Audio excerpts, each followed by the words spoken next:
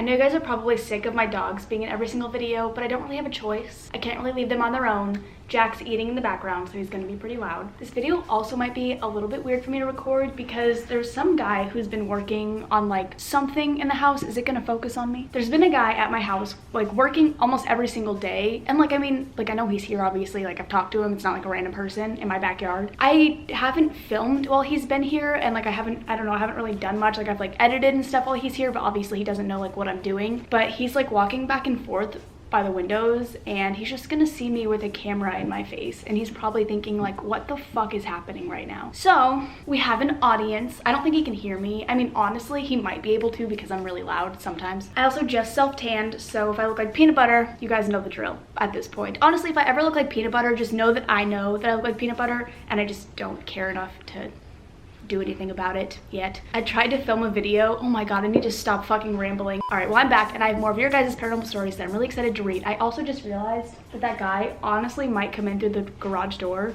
which is like literally right there. So if he comes in while I'm filming, just like a hard thing to explain to somebody. I'm like, oh, I do YouTube, and then I have to sit here and have a conversation with them about it because everyone always has a million questions, and I can't just be like, oh, I'm just filming myself for fun. Then I just seem like a psychopath, even though I am. Did I already see what I was doing? I'm back and I have your stories that I want to read. Okay, yeah, I picked out a couple stories, surprising, and I'm gonna read them to you. See, it's like that kind of stuff that I keep doing, and I don't understand where it came from. Like, I don't know why I do it because I find it very annoying. Are you done, Jack? I think he's done eating. Well, Jack's gonna take my place. I'm gonna go close the door. We'll be right back after these short messages. Okay, I think I have like 3 or 4 stories picked out. I think it's just 3. Holy shit, Kennedy, how'd you do that? She just jumped onto the couch, and she's never been able to jump onto anything before in her life. Oh my god, this brat makes me pick her up for like the smallest things. And this bitch just jumped on. I'm never picking up ever again. That's it, I'm done. So the first story is from Tanya, and the title of it is Something Was Under That Blanket. I don't know why I always introduce these as if I'm reading like a Reddit story. I need to figure out my series and get my shit together. You probably won't read this, but my name is Tanya. We're reading it. My parents had bought the house that I'm currently living in when my sister was born, so about 22 years ago. My home's a 2-bedroom house, which soon had to be turned into a 3-bedroom house when I was born so my brother could have his own room. When my brother was younger, around— What are you doing, Jack? Can you stop licking yourself in the background, weirdo? Okay, sorry. I see you, Jack. You done? Okay, I'm gonna continue my video if you don't mind. When my brother was younger, around 7 to 9, he would be trying to sleep when he would see red eyes through the shades of his windows, and would continue to see them almost every night. My parents didn't think they were eyes, as the window's about 8 feet off the ground from outside. They were thinking it was the reflection of cars' backlights since our house is close to a main road. But my brother persisted it was eyes, so they used holy water around the house, especially on the windows, doorways, and mirrors, and it stopped once they did that. Now flash forward to when I was around 3 or 4, around 7 years after my brother was talking about seeing the eyes. I'm now sharing a room with my sister in the room that my brother used to be in. I started to see the same red eyes as before and told my mom, to which she used holy water once more. She recently told me about these stories, so I looked up what it could mean, and I only saw that it could have been a demon. The second story was when I was in middle school and over at a friend's house with her cousin. I'm not really friends with them anymore, so I'm gonna call them X and Y. X is her friend, Y is the cousin. X was living next to a small abandoned home that seemed really run down on the outside and bugged us to go inside, to which we did. We walked into a room where the couches seemed to be thrown around. Some were on their sides or some were upside down. We found that odd but shrugged it off before going upstairs. The upstairs was just a bedroom with a queen-size mattress laying in the middle. Once I got up there, I started to feel off, like someone or something was staring at us. The only windows were facing to the water and nobody was out there. As I was stepping into the actual room, I felt cold, long fingers wrap around my neck, and I started— oh my god, 0 to 100. I felt cold, long fingers wrap around my neck, and I started to choke, but it didn't feel like actual hands. It felt like air with some shape, if you get what I mean. I think I get it. With the hands feeling that way, I was able to run downstairs and out of the house to get some fresh air. All of the feelings of being watched and dread were gone. We never thought about that house again until 2 years later when I was back at X's house with our friend Z. Not really friends with him anymore. Z wanted to see the house and X agreed, while I was a bit hesitant before going in. The house had looked the same, nothing was changed. We started to check everything more carefully than once before. It seemed normal until we spotted a Ouija board, which was slightly hidden from the other books. Z had taken it out since X and I didn't like them. He started to taunt us by taking it out of the box and tried to make us touch it. I love how like that freaks me out when I use a Ouija board every day of my fucking life. After Z had finished messing with us and put the board away, we noticed a small hallway that was under the stairs. Being curious, we went into it and found a bathroom. We saw what seemed like blood in the toilet and some random blankets scattered around the floor. They took up the whole tub and they were shaped weirdly. It didn't look like a normal blanket would look if you were to just pile them together. To me, it seemed like a body, but I was in too much shock to think clearly at that moment. When we were staring at the bathroom, I felt a feeling like I shouldn't be inside or that we shouldn't be seeing what we're seeing. At the same time, and without talking to each other, we all ran outside until we were close to Z's house, since X and Z lived on the same street. We swore to never go back to that place again, and we never have. The last time I went to X's house, we happened to look at the abandoned house and noticed that the doors and windows were all boarded up. No one in the small cul-de-sac seemed to know where the boards came from or who did it. What the fuck? Okay, you know how in like ghost movies and stuff like that, or like Scooby-Doo, how it's like you just see like a sheet? Oh my god, not even like ghost movies, just like in general, like the idea of like a ghost. It's just like a sheet on top of somebody. That's like what I'm picturing, but in the bathtub, and just like old blankets with like blood.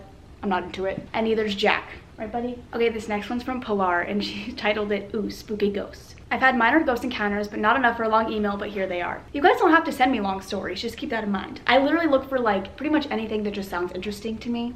So, short stories, long stories, I don't give a shit. This first one's kind of blurry, I don't really remember much from it. I think this was in 4th or 3rd grade for me. My best friend at the time was over and we were hanging out outside. We looked over at my neighbor's house. They owned it, but they were never really there. It was kind of like a second house. And we both saw a black orb outside of the house. I'm positive I saw it, but I'm not sure if she actually saw it and was telling me the truth. But I believe she did because we both screamed in terror at the exact same time. I'm sure she heard that shit or saw that shit. I looked up what a black orb color stood for, and some people believe it means evil spirits. Investigators interpret them as a sign the area may be unsafe or negative. I'm not sure what this means about my neighbor's house. That's what makes me confused. The other one is also blurry, and I'm not sure if I imagined it or if it actually did happen. Story of my fucking life. I was in, I believe, 5th grade when this happened, but I might have been in 4th grade. I was with my friend, my sister, and my sister's friend. We were in my family room, and soon we decided to leave. We left the room, and I soon realized I left my phone. I went back down to grab my phone. I'd left it on top of the DVD player. I went to grab it, but it wasn't there. I looked around the room and decided to open a drawer. I looked in and saw nothing. Then I opened the one next to it that takes forever to open and gets stuck a lot. And it's in there. I don't remember ever leaving the room and giving someone in the room enough time to put it in there. How did the ghost or the people with me have enough time to even move it?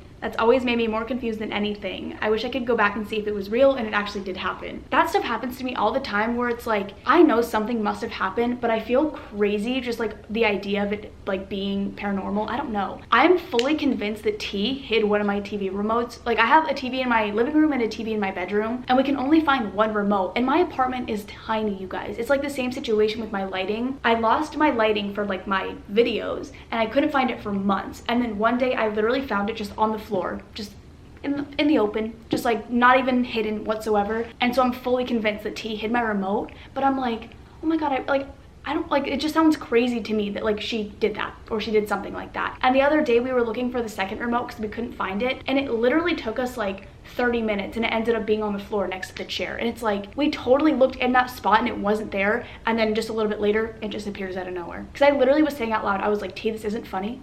I need a remote. I need at least one. Like, you can keep one of them and you can keep hiding it, but I need one remote. At least give me that. These are quick and random, but I also wanted to tell you about these. Sometimes my dogs will growl at nothing and back up like something's walking towards them. Wait, that happens all the time with my dogs, and it freaks me the fuck out, you guys, especially with everything that's been going on with T. I don't know if you guys have kept up with all the videos, but I get so nervous that something's attached to me because my dogs will literally just like stare out a window and just start barking. And I know that dogs do that shit anyways, but it terrifies me because they don't stop either. Like, they're like actually barking at something, because if they bark because they see like a bird, it'll be like a bark and then they'll stop because I'll yell at them. But it'll be times where I'm like screaming at them to shut up and they won't stop, and that's what scares me. When I walk down from my mom's room at night, across the room is a wall of windows. Sometimes I see a dark, tall man. He has no features, he's just all black. I just see him watching me and it's super scary.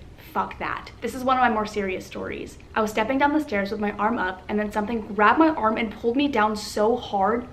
God, your stories went from like very relatable and just, you know, daily occurrences for me to like a horror movie. Another time I was in advisory with my friends and I was leaning against a wall. Nobody was behind me, obviously. My friends were all in front of me, and all of a sudden someone pushed me down on my shoulder so hard. I freaked out and asked my friends if it was them, but it wasn't. After I told my mom about these encounters, she said she thought a ghost was protecting me, but I disagree. If that thing is throwing you around, I don't think it's protecting you. I think the ghost is evil or mean. This could explain the black orb I saw all those years ago. These encounters I've had with it are painful and physically hurt me. Wait, that would make so much sense, especially if all this stuff started after you saw it. I mean, I don't know why seeing it would like automatically attach it to you, but that's kind of It's a cool little theory, conspiracy theory. And then she sent me an update and she said a couple weeks ago I was walking out of my guest room and I closed the door. I sat on my couch, which you can see the door from, and I saw the door open. Then a couple days ago I walked out of that room and started walking to the kitchen. Then I heard a loud noise, so I turned around and went back in, only to see the heavy lamp had been knocked over. The windows in the room were open to cool it off because it was hot, but there was no wind at all. Then she said, thanks, Pilar.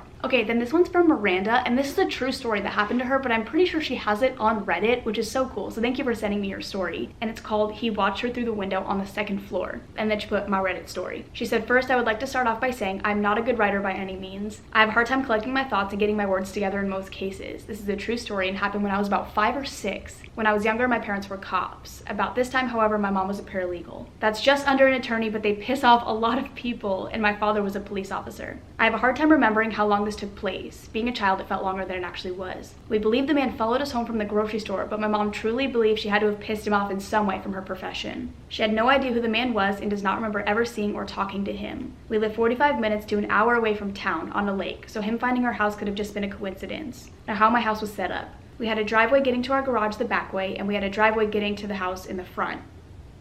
I think, yeah, no, because that's how my friend's house kind of is. Like, they have a garage in the back, so they have like a private road that they can go on, but they also have like a way to get in from the front. I think that's what you mean. I hope so. I like to envision it in my head, and I hope that you guys envision it in your heads as well. So I try to like help you out. In order to get back to the front without going through the garage, you had to go around the entire yard on the side or go through the snake-infested weeds on the other, if that makes sense. The front driveway had a door to the garage to get into the main house, and then there was also a sliding glass door to my bedroom. From my bedroom, there was a door to the living room, important for later, and then the back way had a door that came off onto the porch and a large driveway connected to my aunt's house a few yards away. We walked to her house to play with my cousins almost every day. So this all began with me sleeping in my room and slight tapping on my sliding glass door. The tapping grew louder until I woke up. I'm already a light sleeper, and being 5 or 6, I was already paranoid about monsters and ghosts. I woke up to a man, a seemingly large man, standing at my sliding glass door, tapping and looking, and that's just terrifying on its own. I think I genuinely get more scared at real stories than I do, or not real stories, but like real people versus paranormal. I just hate the idea, like I hate picturing it. It freaks me the fuck out, you guys. And I'm here by myself, so that's really comforting, other than the electrician. So never mind, I'm safe. I screamed. My parents came in and he was gone. This started happening every single night. It ended up turning into a daytime ritual as well.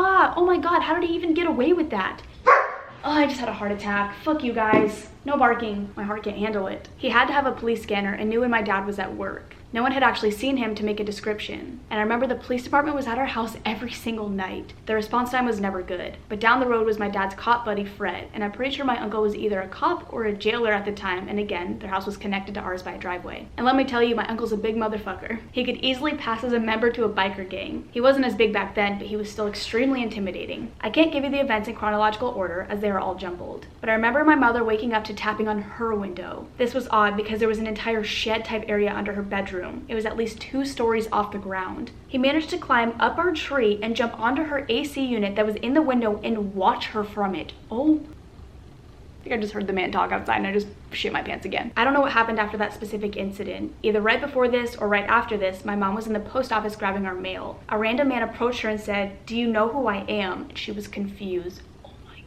I hate these. I fucking hate these, you guys. It had to have been before the major stuff started happening because my mom is incredibly intelligent and she would have easily put 2 and 2 together. She looked at him briefly and said, "No, should I?" She went to turn around and leave and he said, "You will. You shouldn't have represented my wife." And by the time she turned around to get a good look at the man or ask him what he meant, he was gone. I'm not sure what activity specifically took place after this. I'm working strictly off my memory and my mom's. It's been 20 years, so some things are easily forgotten. Trust me, I forget what I ate for breakfast, so it's okay. I do know that there was a time where he was at my front door and my mom snuck us to my aunt's through the back door. He thought we were still inside, and even if he hadn't, he wouldn't have been able to catch up to us before we made it to my aunt's house because of the layout of our house. I was terrified though, so scared he was gonna jump out of the trees and kill us. A couple nights later, however, I will always remember. We drove my dad to work, and once we got there, my dad climbed in the very back and laid down. Fred ended up dispatching with my dad's number and signing in as my dad. Dispatch was in on the plan and everyone knew he had a police scanner. Nothing eventful happened until late that night. My cousin Danielle spent the night with me. I was no longer allowed to sleep in my room. I had to sleep in the living room. Now the door to my room was open, the sliding glass door locked up, obviously, and there was a small walkway we made between our wraparound couch and our wall.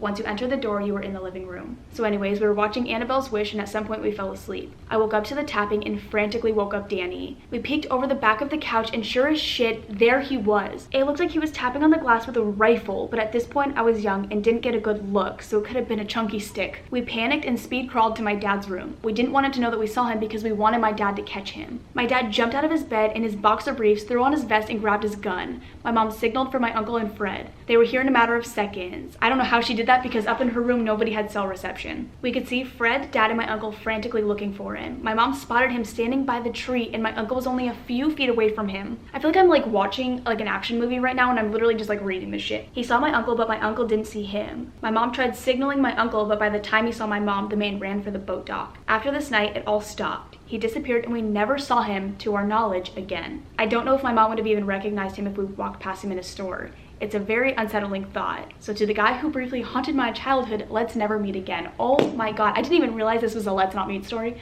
Oh my god, the electrician just scared the shit out of me. No, don't do that right now. Don't do that right now, I'm panicking. I don't think he can see inside. We have like these weird blinds. I think we can see out, but they can't see in. But oh my god.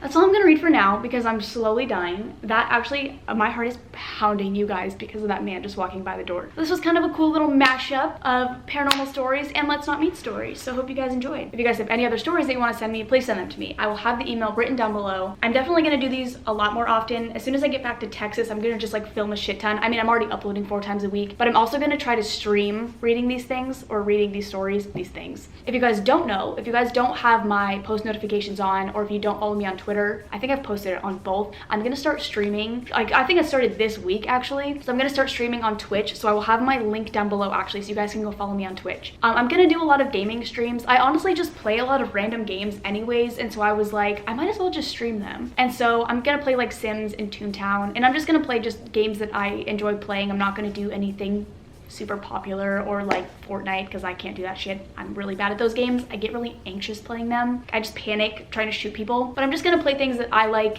and things that are, you know, my personality. Oh my god, I need to stop doing that. But I also wanted to do IRL streams where I can read more of these stories because I have so many. Like, I just want to get all of them out to you guys. And then I could also read like Reddit scary stories and Let's Not Meet, and I can do a million different things. And if we get the Ouija board stuff figured out, I could do live Ouija board streams where you guys could ask questions like live and we could ask them live, which I think would be so fucking cool. We've had that idea for a long time, but we've never actually done it. I don't really know why, but okay. Again, I'll have that link down below so you guys can follow me on that. And then you just get more of me all the time. I'm probably gonna stream almost every single day, you guys, so that'll be really fun, and upload 4 times a week.